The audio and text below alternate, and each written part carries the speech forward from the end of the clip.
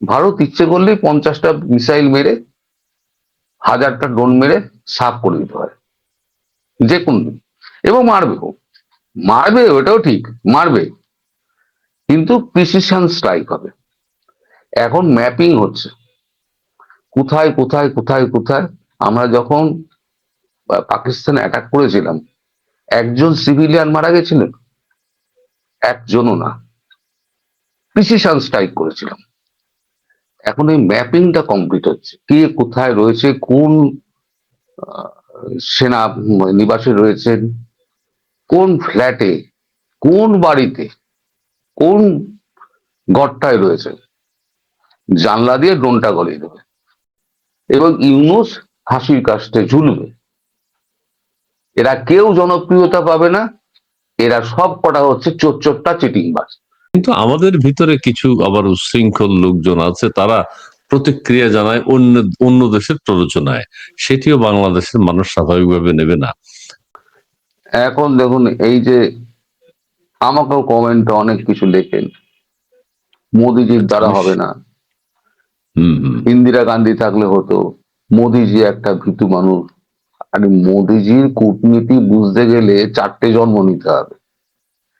এখানে যারা মাথায় বসে আছে, এক হচ্ছে মোদিজি, 2 হচ্ছে জয়শঙ্করজি, 3 হচ্ছে অমিত শাহ, 4 হচ্ছে অজিত দোভাল।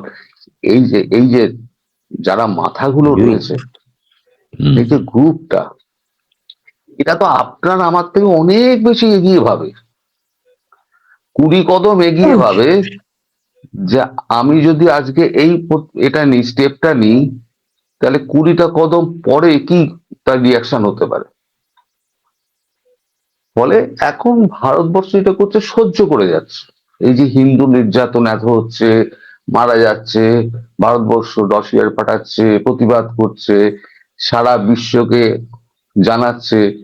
এবার যখন জল যখন নাকের ওপরে উঠে যাবে, তখন তো অলরেডি উঠতে শুরু করেছে, এই অবধি চলে এসছে জল, কিন্তু এই অবধি চলে এসছে। আমি আপনাকে পুরো গ্যারান্টি দিয়ে বলছি, জল এই অবধি চলে এসছে, আর এইটুকু বাকি আছে। একটা যুদ্ধ পরিস্থিতির একটা সৃষ্টি হবে।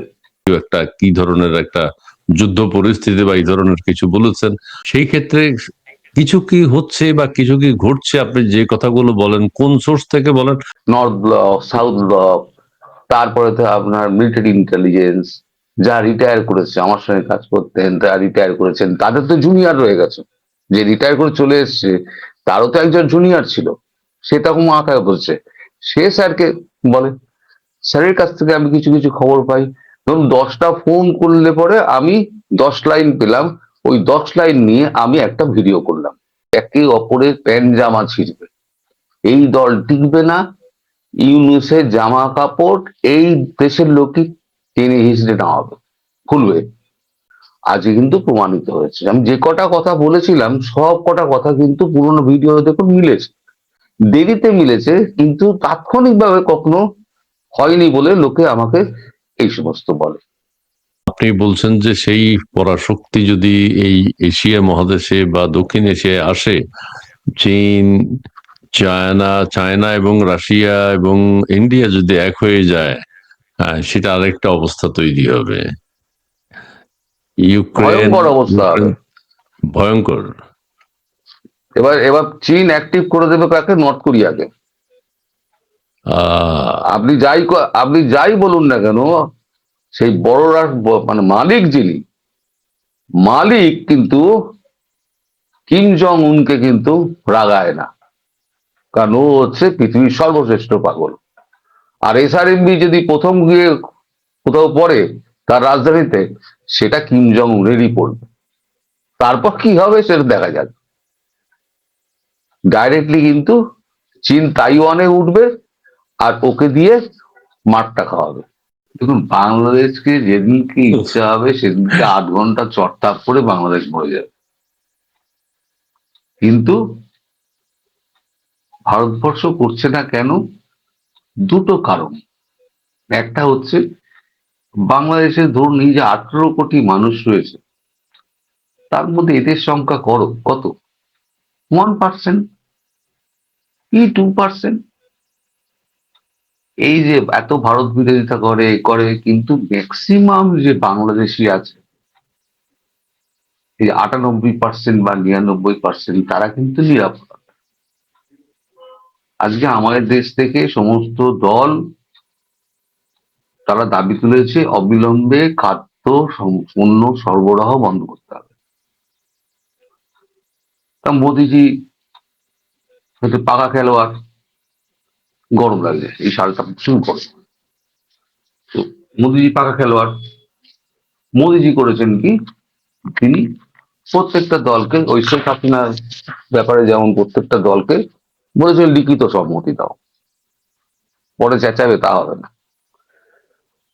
তো প্রত্যেকটা দলকে বলেছে লিখিত সম্মতি দাও, তোমাদের প্রপোজাল লিখিত দাও, সেটা লোকসভায় ফেলবো, লোকসভা থেকে রাজ্যসভা যাবে, তারপর বিল পাস হয়ে আমরা বন্ধ করে দেবো। আমরা আজকে বন্ধ করবো, কালকে তোমরা বলবে ওখানে না খেয়ে মানুষ মরে যাচ্ছে, ও হবে না। আমাদের কথা হচ্ছে যে এই 2% মানুষের জন্য 98% মানুষকে আমি খাদ্য পণ্য থেকে বঞ্চিত করব কেন?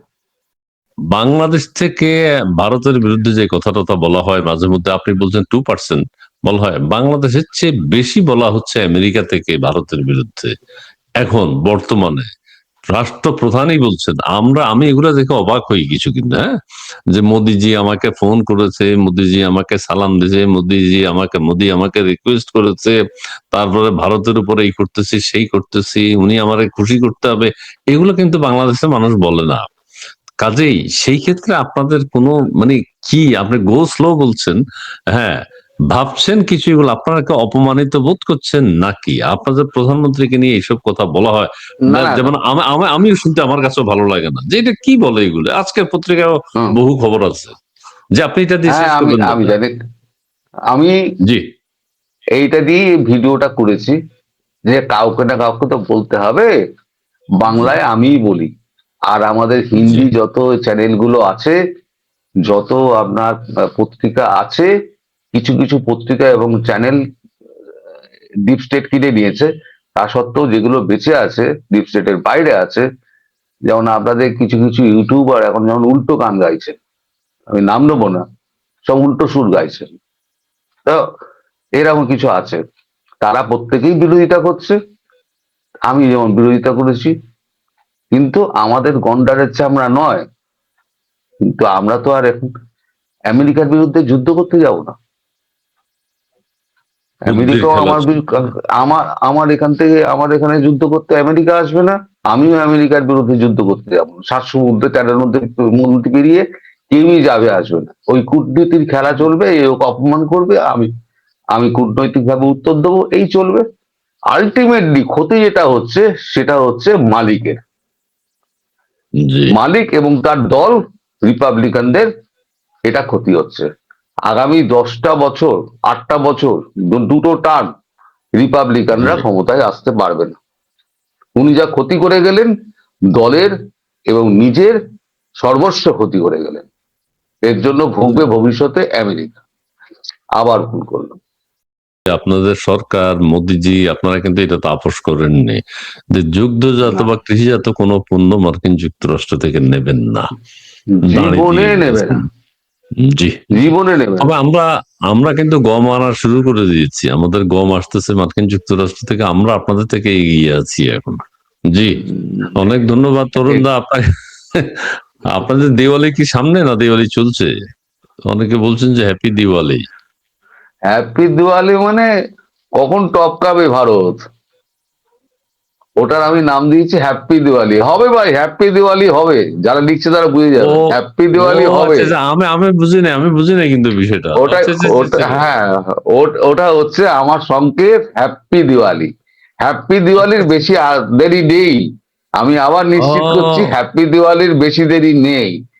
এই যে ও গোটা তিনেক ফ্যাক্টর হ্যাপি। আমি বললাম, শুরু থেকে দেখলে বুঝতে পারবেন, গোটা তিনেক ফ্যাক্টর আমি বলে দিয়েছি।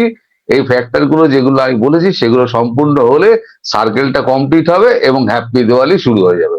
দুদিকে আচ্ছা একসঙ্গে। আচ্ছা, ও ও, আপনাদের মধ্যে একটা, আমি এটা ধরতে পারিনি সিরিয়াসলি। আমি বলছি মনে করছেন আপনাদের হ্যাপি দিওয়ালি আসতেছে, আপনাকে হ্যাপি দিওয়ালি জানাচ্ছে। তাহলে এটা একটা আপনার একটা শব্দ আছে, আপনার দর্শক সেটা জানে।